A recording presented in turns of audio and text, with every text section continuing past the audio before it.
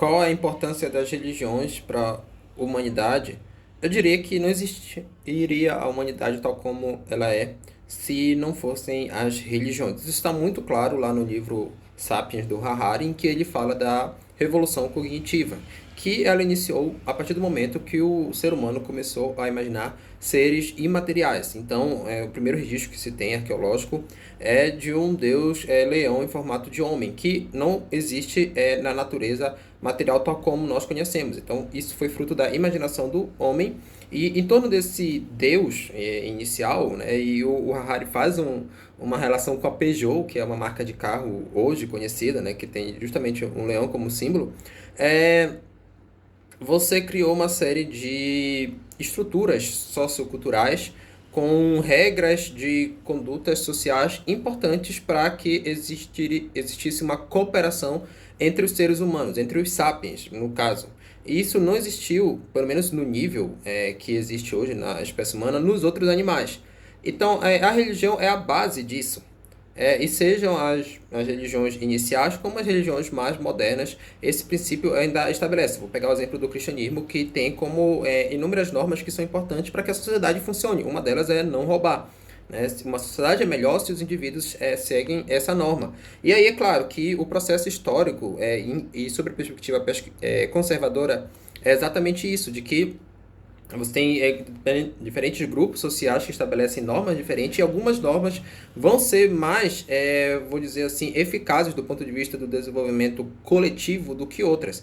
A exemplo da monogamia, como eu já falei em outros vídeos, né? Sem a monogamia, você tem que a criança tenderia a ficar desamparada quando ela só teria a ajuda de uma mãe. Isso nos povos antigos. Quando você tem a relação monogâmica, ela tem ali o auxílio do pai e da mãe que pode servir para afugentar um predador. Então, as sociedades que estabeleceram esse padrão, seja com base em algum dogma religioso ou algo parecido, acabaram se desenvolvendo mais.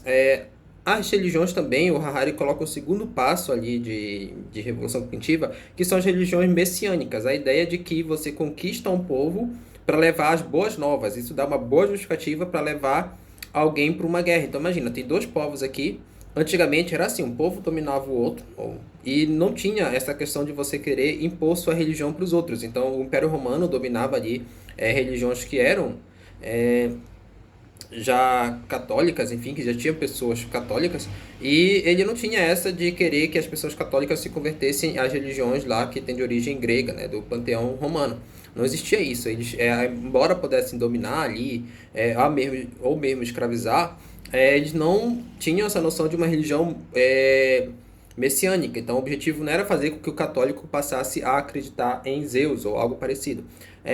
Você pega a religião católica, a religião muçulmana, religiões que hoje ainda persistem, elas têm como característica comum esse caráter messiânico.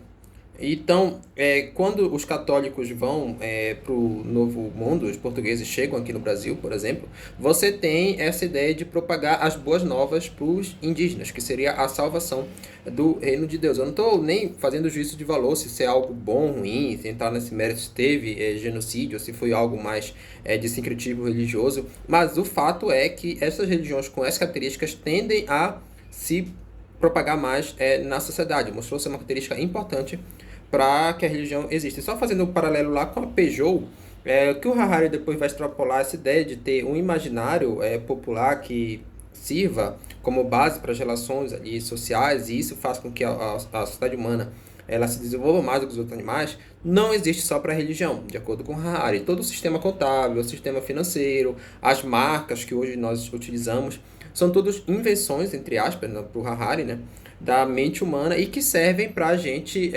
manter os nossos laços entre indivíduos, entre pessoas. Então você confia numa marca Peugeot, por exemplo, mesmo que a Peugeot, sei lá, já exista há 100 anos ou mais, eu não sei, mas que mude as pessoas que estão lá e que aconteça várias coisas, as pessoas confiam nessa marca, porque é uma empresa que tem o CNPJ, tudo isso que seriam.